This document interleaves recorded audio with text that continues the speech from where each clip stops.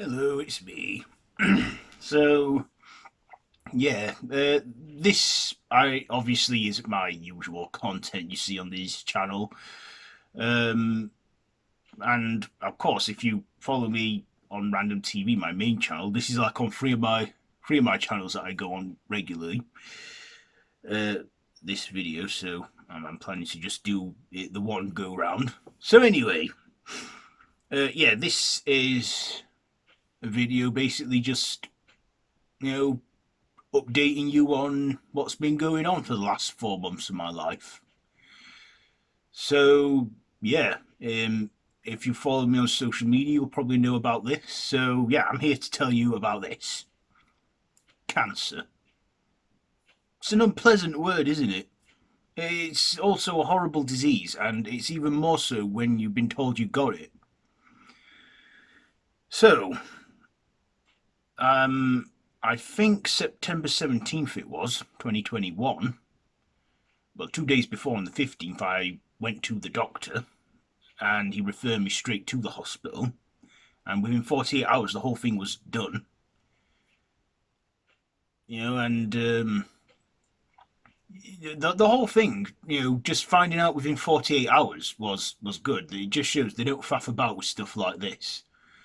I had a scan on my scrotum, and about less than an hour later, I could see the doctor in his office looking at the scan, on the phone to some other colleagues and another doctor looking. And then about within less than an hour, I would say 20 minutes, I was in a room, sat down. The doctor came in with a support nurse, and he looked me directly in the eye and said, "You've got testicular cancer."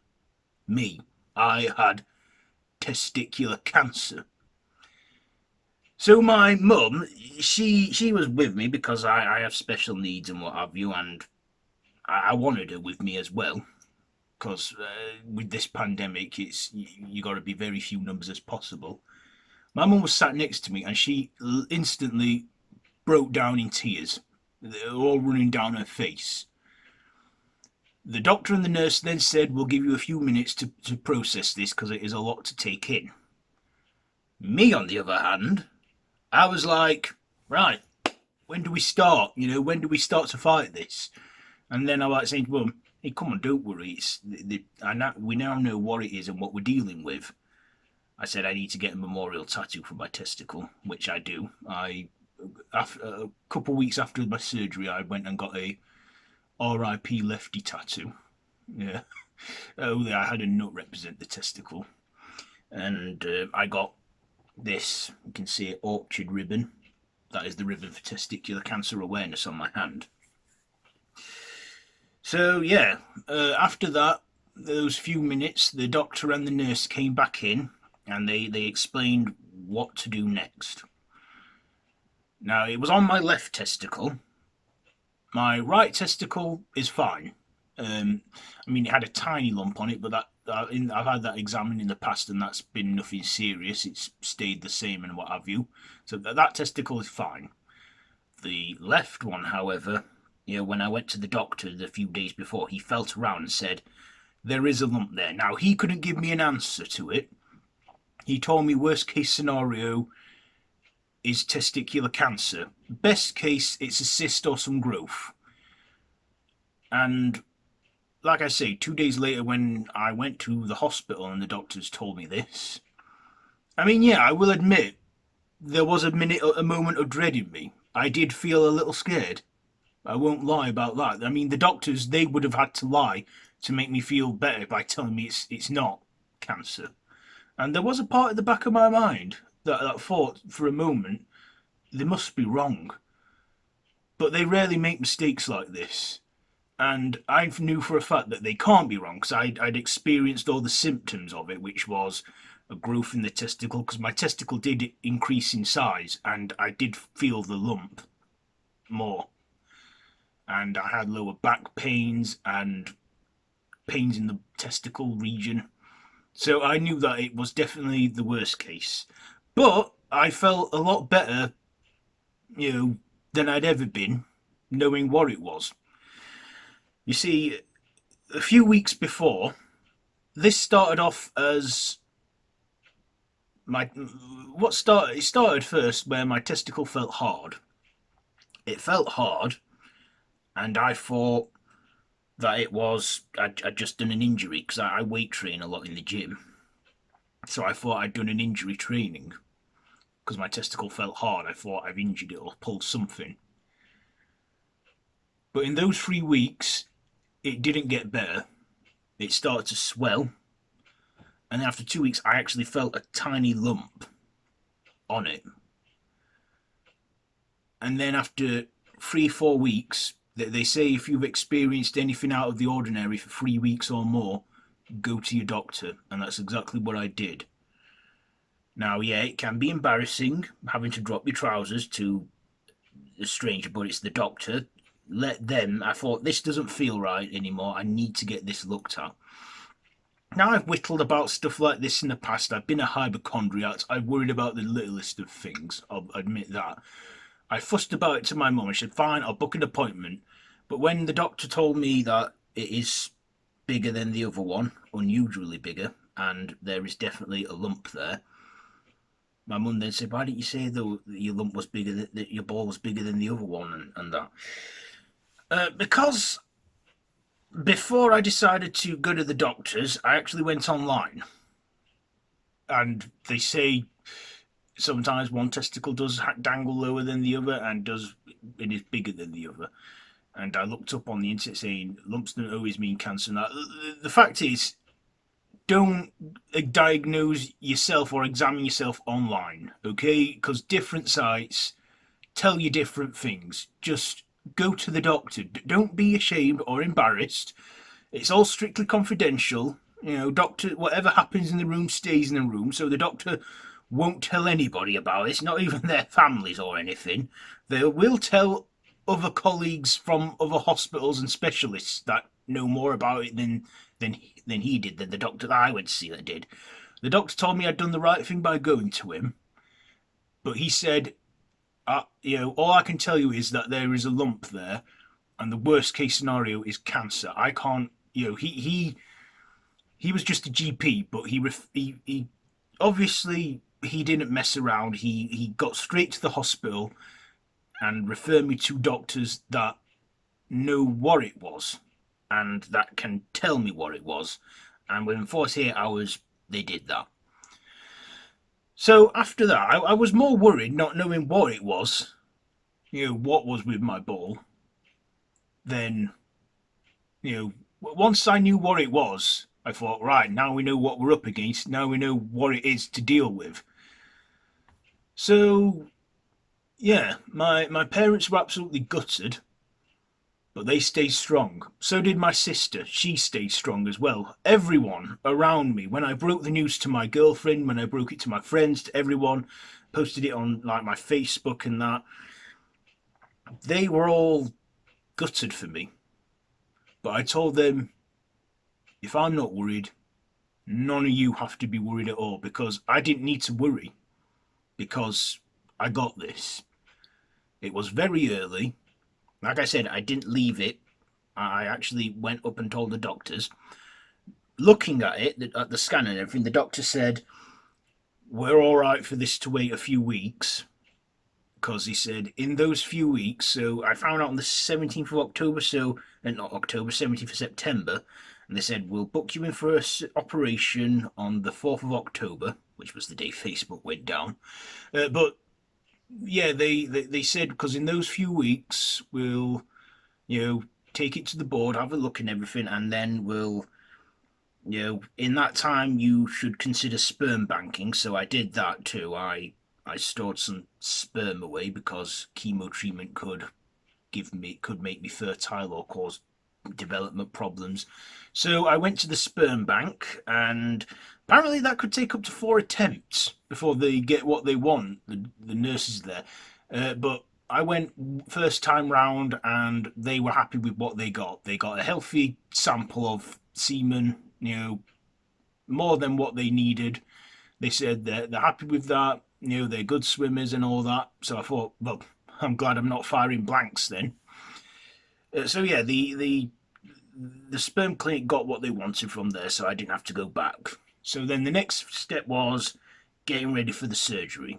So October 4th, I went in and had the surgery. In those 2 weeks, I did that, made a deposit in the bank. And I actually have, I said to Mum, I want to have a losing lefty party. Yeah, a party tributed to my left testicle, because I thought, this rarely ever happens to people, and I want to pay tribute to my testicles because I'm losing a part of me, my left testicle.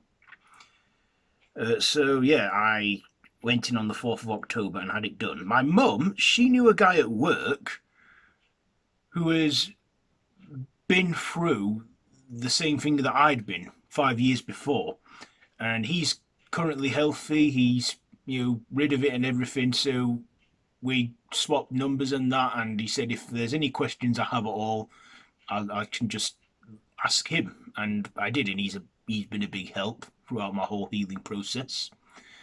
So yeah, I will admit I was a little nervous about the surgery, thinking, God, what if they make a mistake? What if they remove the wrong ball? But the doctor said, don't worry, we know which one it is. And he even put an arrow on my lap to assure me that he'll know that he'll get the right one. So yeah, I remember going into surgery, and I can't remember going to sleep. Yeah, the anaesthetic was that good. I can't remember passing out. I remember chatting with the nurse 1 minute that was keeping my mind occupied from the anaesthesia and what have you.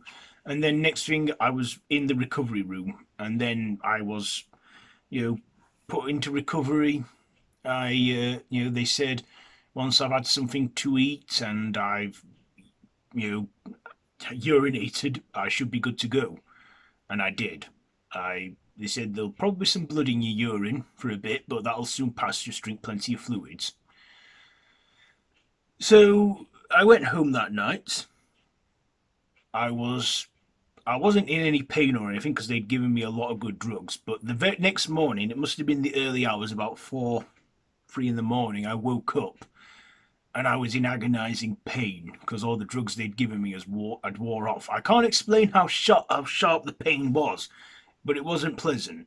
My dad helped me up because he was getting ready for work that morning, and I had a wee again, and there was still blood in my urine, but that's passed later that day. I managed to do a healthy wee. So then I spent 4 weeks recovering and healing.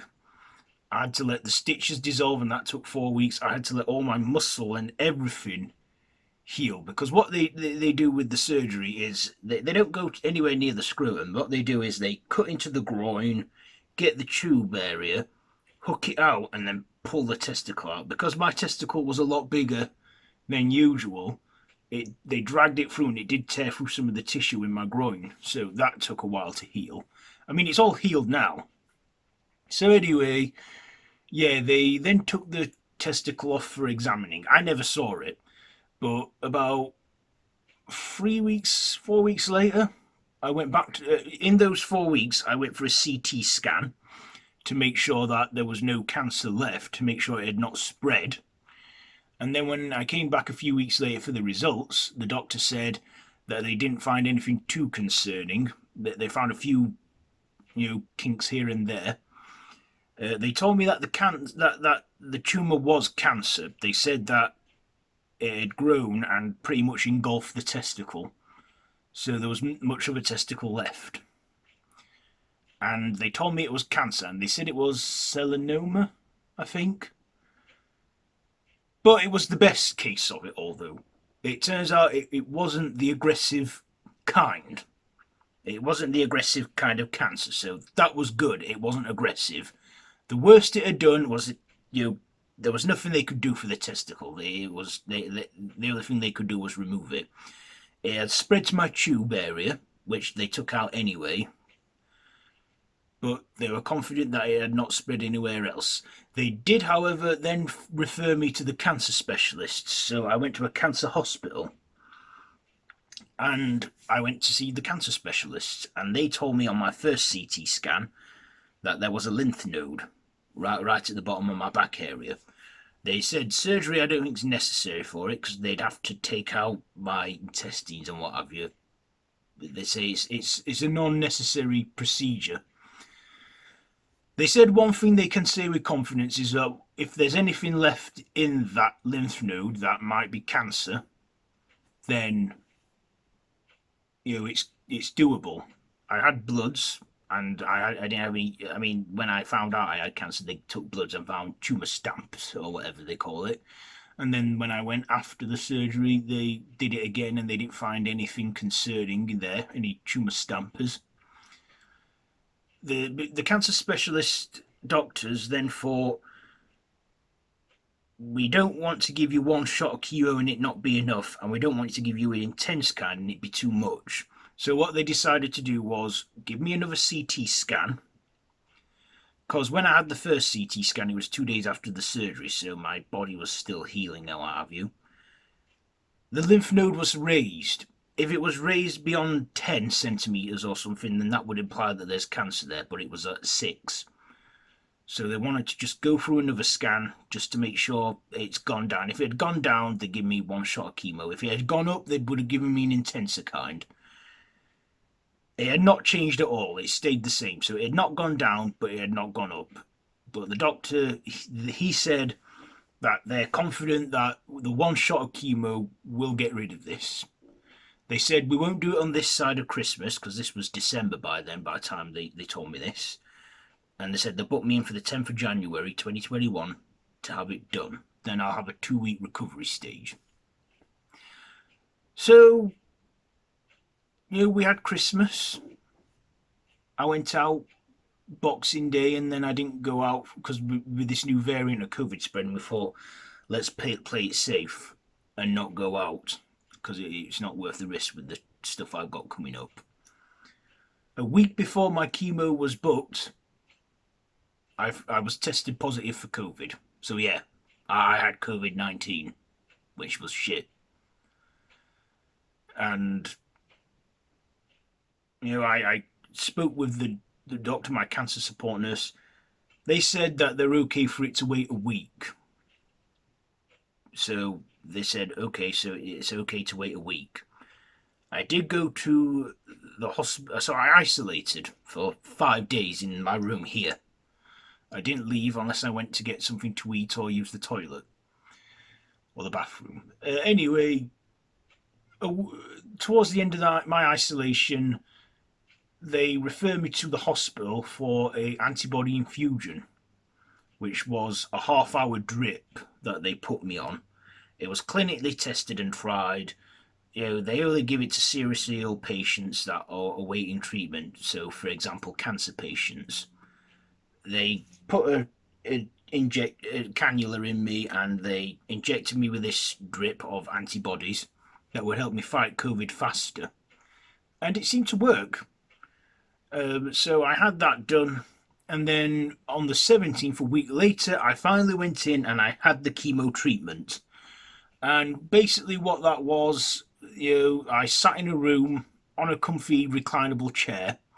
I had my phone on, was listening to some music, watching some YouTube videos, and they put a cannula in my hand, and then I had to sit for about half an hour whilst they pumped in all these anti-sickness drugs and steroids into my blood before bringing in the chemo treatment. The chemo didn't last as long as I thought. It was an hour and a half. Turns out the chemo took about half an hour. The drugs that they put in me took about half an hour. So yeah, I sat for about an hour in the chair. They were injecting me with the chemo. After about an hour at the most, it was done. Then when they took the cannula and everything out, I had to just sit it out for about, they then put a drip to clear out, to make sure it's all in me, like a clear drip of fluid and that, for 10 minutes. And then 20 minutes I just had to sit it out, just make sure I'm in the right frame of mind to go home. And I did. Then the after stuff came. So for the first 36 hours of the treatment, I felt fine, which the doctor said I would. But then I would start to feel the after effects, which I did. So they provided me with anti-sickness pills and steroids, which I took for 3 days. And they did say I would have symptoms of like bowel discomfort, stomach upsets, and most of the just tiredness. So I felt tired a lot of the time.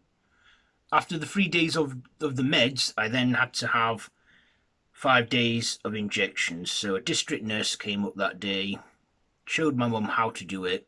Then for the next 5 days, my mum gave me stomach injections to help boost my immune system back up. And then yesterday, as I'm recording this video now, yesterday, I had my last injection. So my body can start to fight for itself. But these injections were to give my immune system a kick, a boost, because the chemotherapy can knacker your immune system up.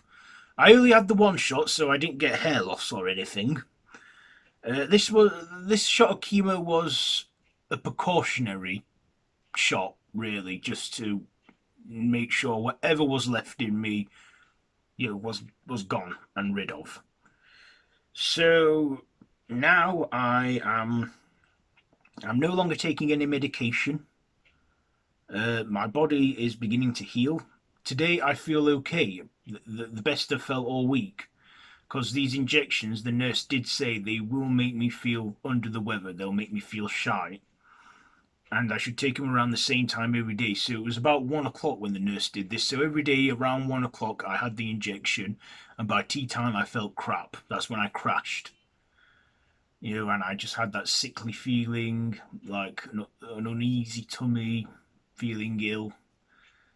Nothing, but today is the first day I'm not taking any medication, and I'm actually feeling well. I'm feeling the best I've felt in the last 2 weeks of my treatment. This is probably the most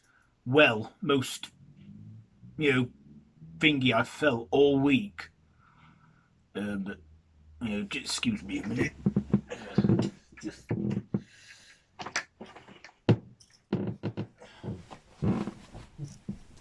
get the sun out of my face there. So this is the most, better I felt all week, and I'm glad to be coming out the other end of this now, the other end of this hell that I've been through for the last 4 months. I'm glad to say that I have beaten cancer. Yeah.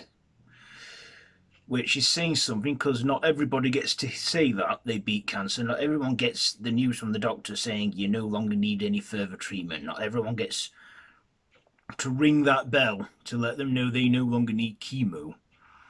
Because there's a lot more people out there that, they can't get rid of it, that, some people have to live with it for the rest of their lives. Some have to, have their lives cut short because of it.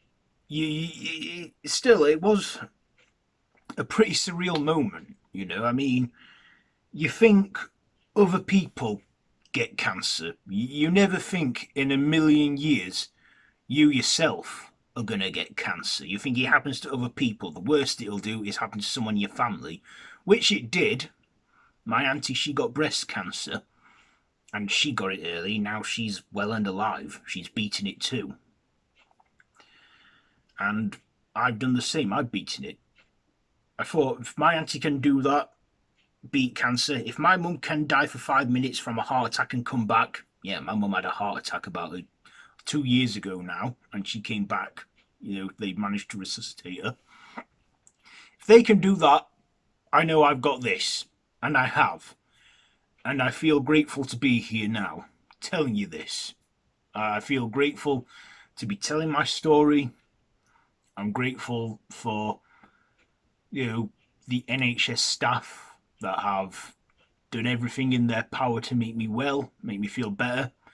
I want to thank, the doctor that performed the surgery. I want to thank the doctor, my GP that, referred me to the hospital. and actually took the time to see me, because it's not easy these days seeing a doctor. You've got to make sure you haven't got COVID in that. You got to cover up. So yeah, I'm grateful to that. I'm grateful to the cancer specialists, the doctor there who looked at my case and referred the treatment. I want to thank the nurses.